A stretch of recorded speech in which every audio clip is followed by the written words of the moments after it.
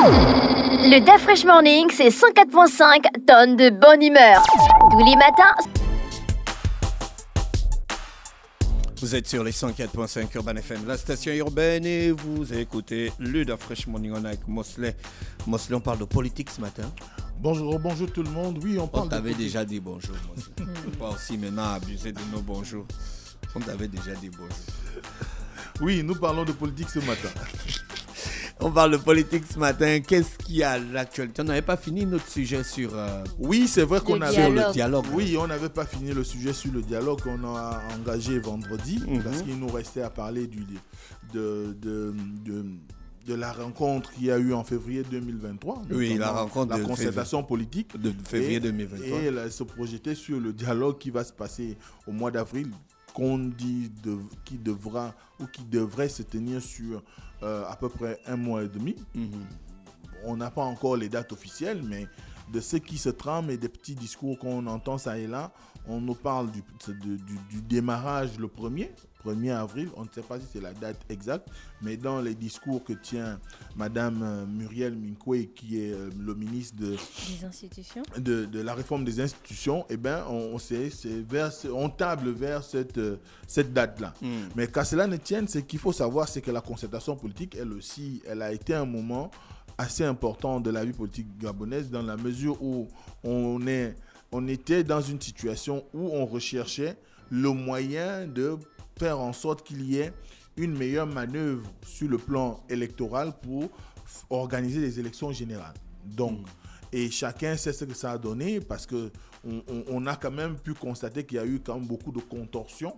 La loi a été... il y a un certain nombre de choses au niveau... Mais donc tu reviens à ce que j'ai dit à la base, c'est-à-dire que on fait un dialogue, depuis peut-être pas celui qui arrive, mais ceux qui ont toujours été faits, c'était pour mettre la loi de côté et rentrer dans le consensus. C'était tout. Oui, mais c'est pas normal. Ce que je dis, c'est que quand j'ai dit la dernière fois que c'était nécessairement pas le seul objectif, mais c'était parce que le Gabon a une particularité. Et c'est vrai quand on y regarde de près, la particularité du Gabon, c'est que tout s'est toujours fait par consensus.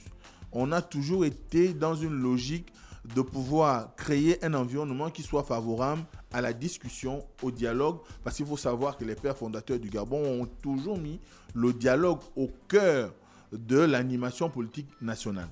Et à partir de cet instant, entre le dialogue et la volonté de mettre tendu, par exemple, qui a toujours caractérisé la gestion de l'État d'Omar Bongo Ondimba, il est clair qu'on pouvait arriver à des situations où, quand il y avait besoin d'apporter des évolutions constitutionnelles, soit pour s'adapter à l'environnement social en termes de droits. Je pense que c'était beaucoup plus s'adapter à l'environnement politique. Mais également s'adapter à l'environnement politique, parce que vous savez que nous sommes quand même dans une région, où nous sommes quand même dans une zone continentale où on a quand même eu beaucoup de crises en rapport avec le fait que les politiques ne parvenaient pas à s'entendre, et on finissait par enregistrer des effusions de sang, donc des guerres civiles.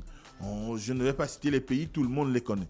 Donc, à partir de cet instant, il a toujours été convoqué au Gabon des rencontres qui favoriseraient le fait que nous n'arrivions pas à un niveau où on serait sur une voie de non-retour et qui va conduire à l'explosion du pays. Et je pense, en toute humilité, sans pouvoir m'avancer un peu plus, que cette volonté, c'est celle qui a toujours caractérisé l'ensemble des rencontres dont on a parlé depuis 1990, et qui aujourd'hui encore commande à ce qu'on se retrouve pour redéfinir les orientations du pays. Et dès cet instant, la concertation telle qu'elle avait été menée entre l'opposition et la majorité avait pour ambition de faire en sorte que la majorité et l'opposition trouvent les leviers sur lesquels on pourrait arriver à l'organisation d'une élection ou des élections générales apaisées. C'était la quête réellement de cette concertation-là. Et on a pu enregistrer tout ce qui s'est passé. Un certain nombre de recommandations avaient été faites, dont l'un des vice-présidents de cette rencontre, notamment le docteur Davin Akouré, avait invité Ali Bongo à faire en sorte qu'un certain nombre de résolutions qui avaient été prises ou des recommandations qui avaient été faites lors de la concertation politique soient traduites en actes juridiques. Quelques moments après, on a eu l'annonce d'un certain nombre de choses, mais n'empêche que ce qui peut-être laisse souvent croire aux Gabonais que ces rencontres sont des rencontres de trop, c'est souvent la capacité à pouvoir faire en sorte que lorsqu'on sort d'un dialogue et qu'il y a des recommandations qui sont faites, souvent le pouvoir fait des arbitrages en fonction de ses intérêts sans tenir compte du plus grand nombre, de l'expression ou du suffrage universel, j'ai envie de dire ça comme ça. Et c'est ce qui cause problème parce que lorsque vous allez quand même à une rencontre avec quelqu'un, vous décidez que vous allez acheter une voiture à deux. Chacun va apporter 50% du montant. Et puis, lorsque vous vous entendez ainsi et vous arrivez au moment où on doit acheter la voiture, l'autre vous dit « Bon, moi j'ai apporté 70% parce que j'estime que peut-être je pourrais avoir un peu plus besoin de la voiture. » Il a déjà changé la configuration de la rencontre, du moins le contrat. La nature du contrat a déjà été changée. Ou au moment où vous devez aller acheter la voiture, l'autre partie vous dit non, j'ai eu un souci, donc j'ai dû enlever 20% du montant que je devais donner. Ça commence déjà quand même à vous poser des problèmes. Ou je n'ai pas. À partir de cet instant, ce qu'on constate souvent, c'est que ce qui se faisait dans le temps, c'était que les partis politiques allaient se retrouver, les regroupements connus par la Constitution dont la majorité et l'opposition se retrouvaient, s'engageaient sur un certain nombre de principes, mais qui, à la fin, finissent par ne pas être suivis parce que X ou Y se retrouve dans une situation où il voit une menace pour son pouvoir, une menace pour le poste qu'il occupe, parce que ce n'est pas seulement une question de chef de l'État, c'est une somme d'intérêts. C'est-à-dire, vous avez le chef d'État à son niveau qui va regarder et il se dit ce qui a été pris n'est pas en ma faveur. Donc, je ralentis un peu la cadence. Le Premier ministre aussi va trouver que certainement ce qui a été décidé peut causer son départ de la primature, ainsi de suite, jusqu'à, pourquoi pas, si tant est qu'un politique est planton, lui aussi va avoir une menace par rapport à sa position. Et dès cet instant, c'est ce qui a toujours conduit aux situations qu'on connaît et qui ont toujours été décriées en même temps, aussi bien par les populations et même par l'opposition qui, malgré sa bonne volonté, s'est souvent fait, on va dire, a toujours été plus ou moins floué par leur alter ego de la majorité. Donc, dès cet instant, la concertation politique avait cette ambition-là, créer un environnement propice qui pourrait permettre à ce qu'on organise des élections générales apaisées. Et d'ailleurs, tu te rappelleras que lorsqu'on en parlait ici, la question était souvent de savoir pourquoi on mettait toujours en avant le spectre d'une explosion sociale, donc d'un mouvement de soulèvement ou une rébellion ou une situation qui ferait qu'on soit dans une phase de déstabilisation du pays. Et à la suite, on a vu ce que ça a donné, parce qu'après, cette concertation-là a quand même montré les insuffisances du système et que le système lui-même commençait déjà aussi à avoir les germes de sa propre du moins présenter les germes de sa propre destruction. Et à partir de cet instant, les militaires ont pris le relais pour dire stop, les politiques, vous nous menez en bateau. À gauche, à droite, on ne sait plus qui a raison, qui a tort. Et si on ne sait plus qui a raison, qui a tort, eh bien nous, on est là pour veiller à ce que les Gabonais ne vivent pas selon vos agendas. Parce que l'ambition de l'armée, ce n'est pas de vivre sous l'agenda du politique. C'est de permettre à ceux qui ont une certaine sérénité au sein de la population, au sein d'un pays. Donc, ils ont joué les arbitres. En jouant les arbitres, ils ont décidé de descendre Ali Bongo de son siège de président de la République et ils ont pris le pouvoir, je vais dire ça comme ça, et qu'aujourd'hui, nous sommes dans une phase de transition depuis le 30 août et qui doit s'achever le 25 août 2025. Mais On a 2 ans de transition et pendant les 2 ans, on va avoir l'organisation de plusieurs cérémonies ou de plusieurs rencontres qui vont permettre à ce que... Donc, à ton analyse, il n'y aura pas qu'un seul dialogue. Non, il y aura le dialogue national, mais le dialogue national en lui-même va appeler d'autres rencontres qui feraient qu'on puisse... Parce qu'à terme, ce qu'on doit comprendre, c'est qu'à terme, les militaires n'ont pas vocation à rester dans le jeu politique. Les militaires sont des arbitres.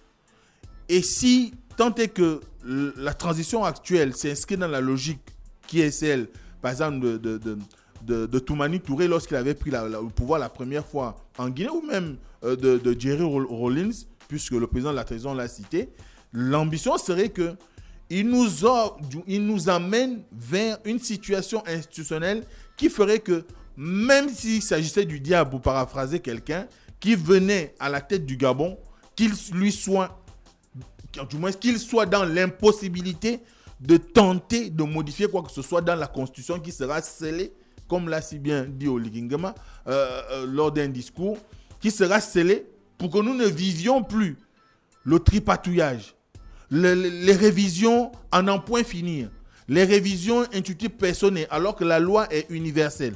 Donc, il faut qu'on aille vers un processus où les militaires vont nous permettre d'asseoir les bases de l'écriture de la gouvernance prochaine du Gabon.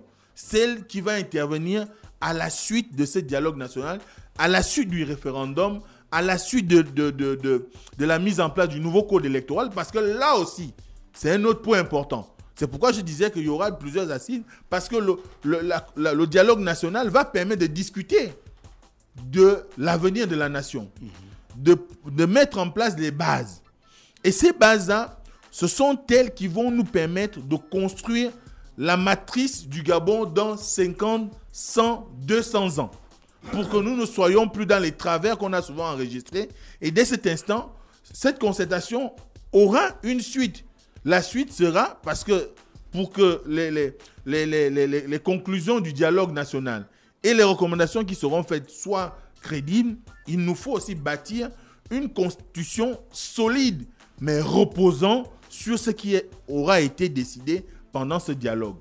Et c'est cette constitution qui va, à nouveau, lorsqu'elle sera mise en place, elle va intervenir en appelant les Gabonais à s'exprimer par référendum. C'est un moment important de la vie de la nation. Donc, le référendum, les Gabonais diront, nous sommes en faveur de ce qui vient d'être proposé ou ce qui est proposé, ou pas. Et ici, c'est nous sommes en faveur, ça veut dire que la constitution qui va sortir de là doit tout répondre aux aspirations de la population. Exactement. Lorsqu'on aura fini avec la constitution et le référendum en rapport avec la validation par le peuple de la constitution, on va aller vers le chantier de la loi électorale. Parce que ce qui cause problème chez nous, c'est souvent le rendu des résultats. Mais avant le rendu qui n'est que le point d'orgue, on a d'abord le processus électoral. Il faut qu'on ait un processus électoral qui soit crédible, transparent, qui permette à chaque acteur qui s'engage, in fine, de dire tel que les élections ont été organisées, tel que le processus a été mené, et les résultats qui sont désormais connus, j'ai perdu ou moi j'ai gagné, et on félicite son adversaire. Et qu'on ne soit plus dans une situation de contestation à n'en point finir, au point où parfois on se retrouve à donner du travail au juge constitutionnel, même là où il n'y en a pas. Donc, voilà les chantiers qui vont concerner les Gabonais après le dialogue national.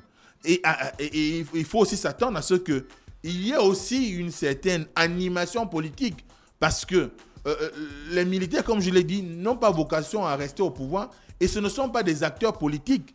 Donc, il faudra que la classe politique elle-même aussi s'interroge, se remette en cause, parce que aussi bien le PDG et tous ses alliés, aussi bien l'opposition, autant de leaders qu'on connaît dans l'opposition, chacun doit reconnaître qu'aujourd'hui, en l'état actuel des choses, ils ont une cote de responsabilité. Voilà, malgré la mini-rébellion qu'il y a eu en interne, héritage et modernité et consorts, l'Union nationale, le parti jadis de l'UGDD, ainsi de suite. L'UGDD, c'est pour... Non, c'est le RGDD. Ah, d'accord. Voilà, on est l'UGDD. Ok. Donc, le POUP, le MO, on a eu une myriade de partis politiques, le MCD, qui tournait autour du PDG. Faut pas qu'ils croient que les Gabonais ne savent pas qu'ils sont aussi responsables. Et que ceux qui sont dans l'opposition ne se disent pas que on ne sait pas qu'ils ont été aussi dans le jeu qui a conduit à la situation qu'on connaît aujourd'hui. Donc, dès cet instant, il faut que nous allions vers une dynamique qui va permettre à ce que chacun, au sein de la population, les acteurs politiques, les acteurs de la société civile, l'opinion nationale et internationale prennent conscience de la volonté qui est désormais celle des Gabonais d'aspirer à un mieux-être, au développement cohérent de leur nation, à l'ambition aussi de vivre des jours heureux, de voir cet essor vers la félicité dont on parle arriver chez nous et que chacun arrive en fonction de son talent, en fonction de son expertise, en fonction des moyens qui sont les siens à briller, mais aussi et surtout à réussir à s'occuper de lui et de sa progéniture. Parce que le débat est sur le développement socio-économique, culturel du pays. Donc, dès cet instant, les acteurs politiques, eux aussi, devront faire l'objet, peut-être même, pourquoi pas, d'un certain coaching. Un coaching qui va les enjoindre à penser désormais le Gabon. Et je crois que c'est tout le sens même quand vous regardez une autre actualité du week-end qui était en rapport avec la sortie d'Alain-Claude Bilé-Binzé. Il appelle le PDG à réellement s'interroger sur ce qu'il est et ce qu'il veut être, s'il veut subsister. Parce que, tel que les choses se font actuellement, là, je crois que Luc Oyubi vient encore peut-être de perdre un allié. Et ça traduit le fait qu'il soit désormais peut-être un homme seul ou isolé au sein de cette formation politique.